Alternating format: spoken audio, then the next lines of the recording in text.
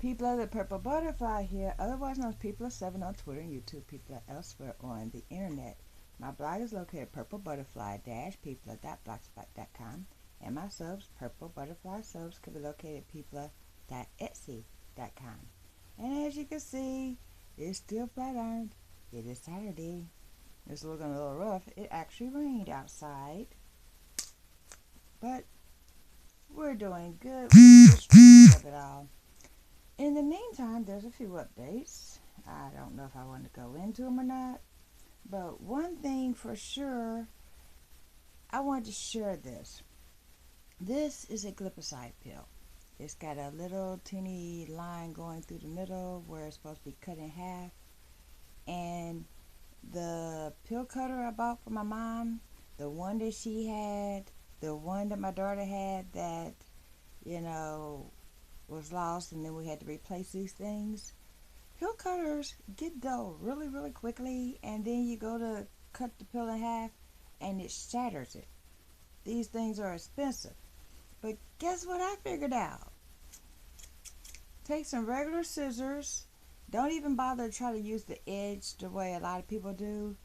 Put the scissors, line up that line, press it like this so that way it can hold it. Put it in your bottle and follow through, and what you end up is, hold on, I'm going to show you these. They are all perfectly cut in half. Every last one of them. Absolutely even. So if you have to cut pills in half, don't spend $3-4 on a pill cutter that's going to get dull in 3 or 4 months, and then you have to buy another one and another one and another one, or end up with unevenness because of whatever else you're using. Just get a good pair of Fiskars or Westcotts. You can put your hand like this to cut, or like I do, put it in the bottle and just cut. And it works. So yeah, that's my handy little hint for today.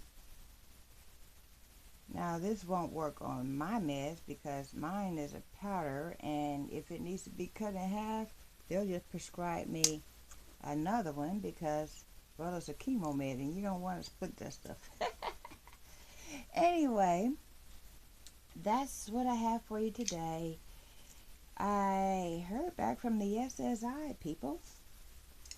They said I need a payee for my own money. Anyway, I was ticked off about that at first, but I get it.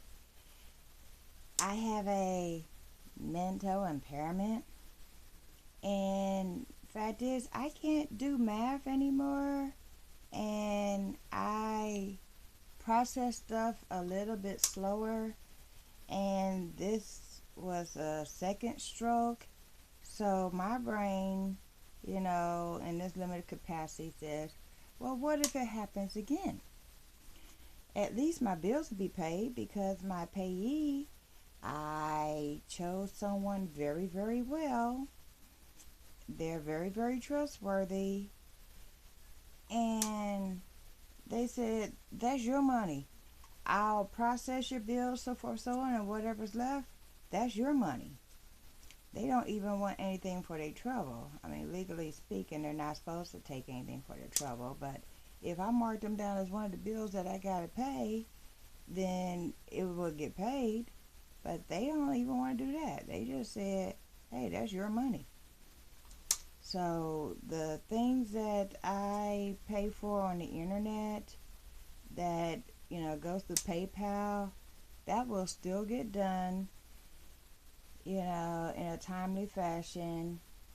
But other stuff, like when I have to figure out, okay, you take this amount and put it with that amount and you get this amount, instead of handing somebody a receipt and go, well, this is what I got, you do the math and tell me if there's a discrepancy. I don't even have to worry about that. Someone else is handling all of that stuff for me.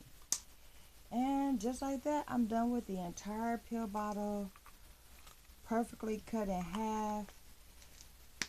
My hands are not red or sore. And then this you could clean off, hone it, redo it, wash it, sterilize it, put it in a dishwasher for the next time.